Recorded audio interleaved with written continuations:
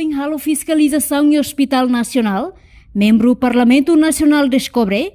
kama nebe oferece para paciente sira balung ho condição atona. Dadang ne governo halo hela elaboração do orçamento geral Estado Rio Rua Ronald Resineng, também recomenda para Ministério Saúde atu orçamento nebe prevê e a categoria capital menor, bele utiliza o resource equipamento sira atu facilita diagnóstico processo atendimento para paciente sira. Dalinya kona ba hare equipamento sira na ba iliu hare ba iha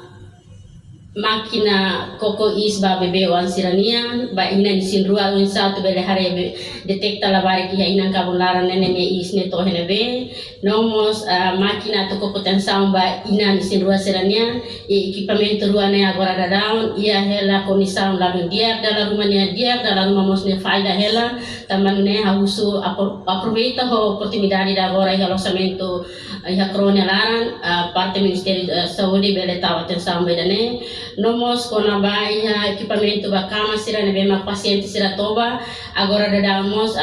observa diretamente iha parte maternidade nya cama sira ne ne condição ferruzo hotona e haula hatene iha parte iha sala sira sira dalam rumah nesa inune aproveita ho tempo dane Ministério Saúde bele tahu em consideração de liga ba capital menor atunene bele prepara fila fale mater halo manutenção ba equipamento serne ou se bele arranja fom fila fale ba ya equipamento ne bema ko hinapemi. Enquanto o deputado Husi Bancada Freteling, Antoninho Dotel Sarmento questionamos com o direito overtime ba médico sira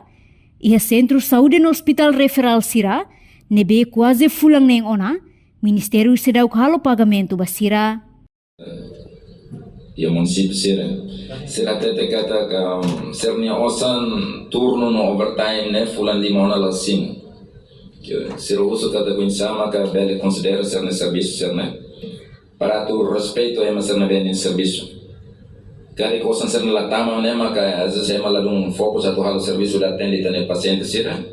calma sa e tane bater que é importante tu hare.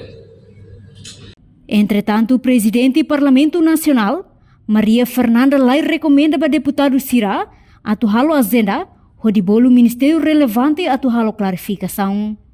No iha oportunidade idane, Parlamento Nacional continua desafia Ministério Saúde atu iha orçamento Rio Rua Ronald Resineng niang na fating orienta atu maximiza esforço tomak hodi garante prestação serviço e setor saúde. Reportagem de Melda Fátima, Televisão Timor-Post. Janela informação ba emohoto atau ten informação atual dia kliu kita haluha haneham botão subscribe like halo comentário no fahe tutang ba media sosial hoto.